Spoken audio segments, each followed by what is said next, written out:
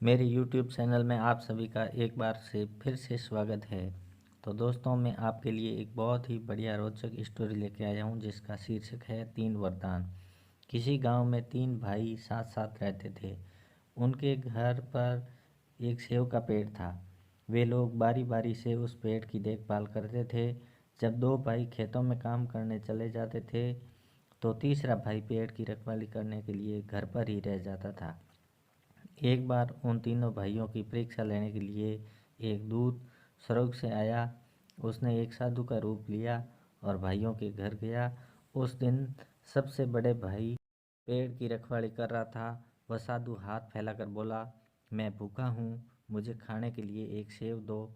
सबसे बड़े भाई ने उसे एक सेव खाने के लिए दे दिया और कहा, यह मेरे हिस्से का सेव है, इसलिए तुम्हें दे रहा हूँ, बाकी मेरे भाइयों के हिस्से के हैं। वो साधु धन्यवाद कहकर वहाँ से चला गया।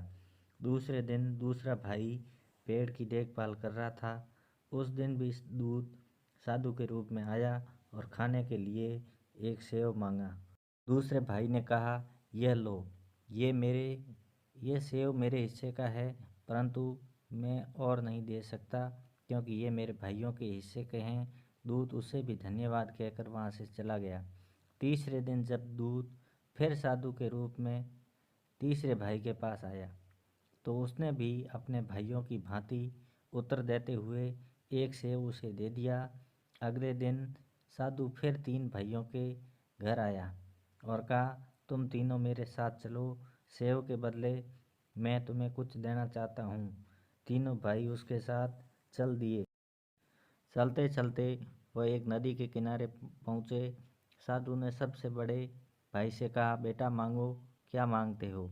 सबसे बड़े भाई ने कहा, इस नदी का जल मदिरा में बदल जाए और उसका मालिक मैं बन जाऊं। साधु ने अपनी छड़ी घुमाई, सारी नदी मदिरा की हो गई।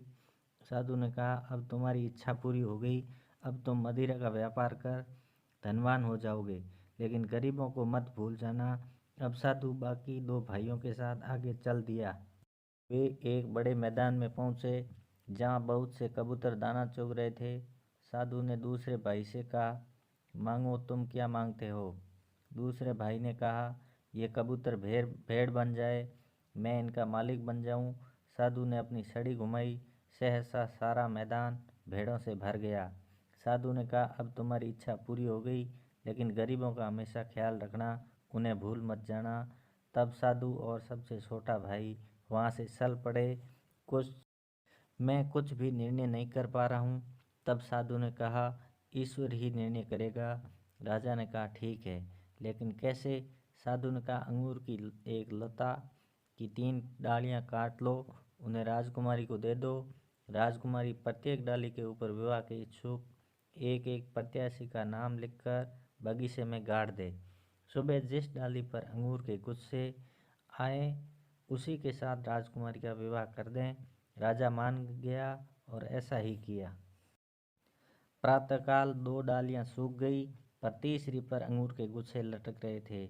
उस डाली पर सबसे छोटे भाई का नाम लिखा हुआ था। राजा ने राजकुमारी का विवाह उस युवक से कर दिया।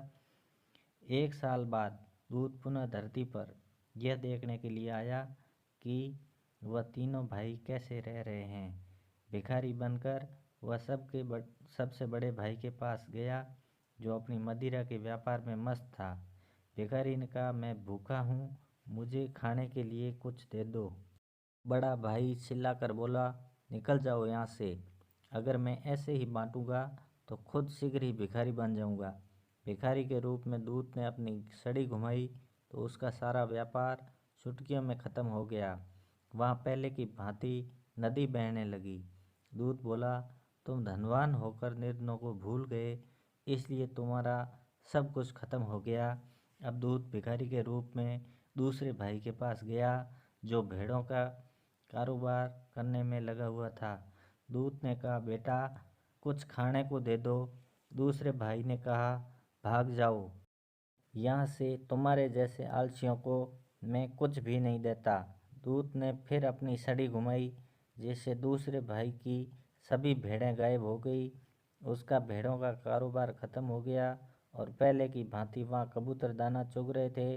दूत ने क्रोधित होकर कहा, तुम गरीबों को भूल गए हो, अतः तुम पहले की तरह सेब के पेड़ की रखवाली करो। अब दूत सबसे छोटे भाई के पास पहुंचा। छोटा भाई अपनी पत्नी के साथ एक झोंपड़ी में रहता था और वे बेहद गरीब थे। दूत, जो भिखारी के रूप में था, उसने कहा, बेटा मुझे कुछ खाने को दे दो। छोटे भाई ने कहा, हम निर्धन हैं, लेकिन हमारे पास जो रूखा सूखा है उसे आप ग्रहण करें और हमारा अतिथि सत्कार स्वीकार करें। छोटे भाई की पत्नी ने घर में जो थोड़ा सा आटा पड़ा था उसी से उनके लिए रोटियां बनाई और समय भूखे रहकर भिखारी को भोजन खिलाया। दूत उनके आदर सत्कार से खुश हुआ और बोला, आप लोगों ने गरीबों को नहीं भुलाया, ईश्वर आपका भला करे।